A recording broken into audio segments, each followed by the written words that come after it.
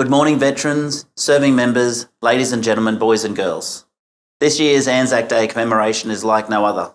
I would normally make this speech at one of the region's cenotaphs, but the impacts of coronavirus has forced us to temporarily change the way we live our lives. We've had to make sacrifices in our daily lives over the past 6 weeks, but those who have served our nation made sacrifices that have stretched months, years, decades, or even a lifetime. Some who served made the ultimate sacrifice.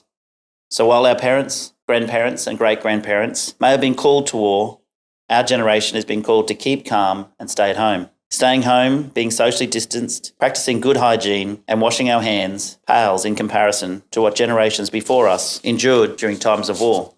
Anzac Day goes beyond the anniversary of the landing on Gallipoli in 1915. It is the day in which we remember all Australians who served and died in war, past and present.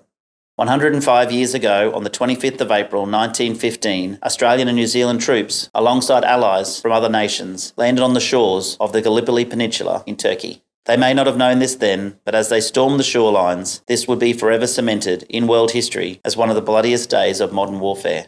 Since the first Anzac Day ceremony in 1916, residents from many nations joined to commemorate that remarkable exhibition of courage under fire and the terrible carnage which resulted. Services are now held across the world. Nations that were once at war now stand together, side by side, to remember and pay their respective tributes. However, this year, services have taken a different approach. In 2020, Australians are being asked to stand in their driveway, their balcony, or in their living room to remember those who have served and sacrificed. This initiative is being referred to as Light Up the Dawn.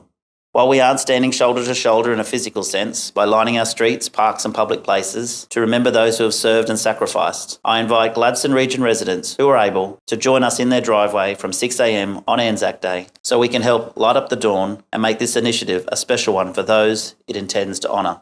Many Australians have given their lives for us, for our freedoms. Today is about honouring them, but also to celebrate and reflect on the sense of being Australian. Fortunately, the horrors of war are something most of us will never know. We live our day-to-day lives in a country free from terrible conflict. However, we only have to switch on the news to know that armed conflict is something very real for many nations. On Anzac Day 2020, we stand with our nation's troops currently serving in peacekeeping and advisory roles throughout the world. Today especially, they are in our thoughts. We send our thanks to those brave men and women serving our country, and we pray they remain out of harm's way. The spirit of Anzac, courage, mateship and sacrifice continues to have meaning and relevance for our sense of national identity.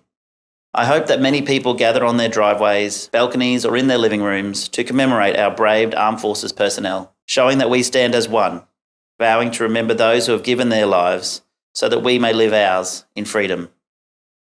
Ke ware ware tato, lest we forget.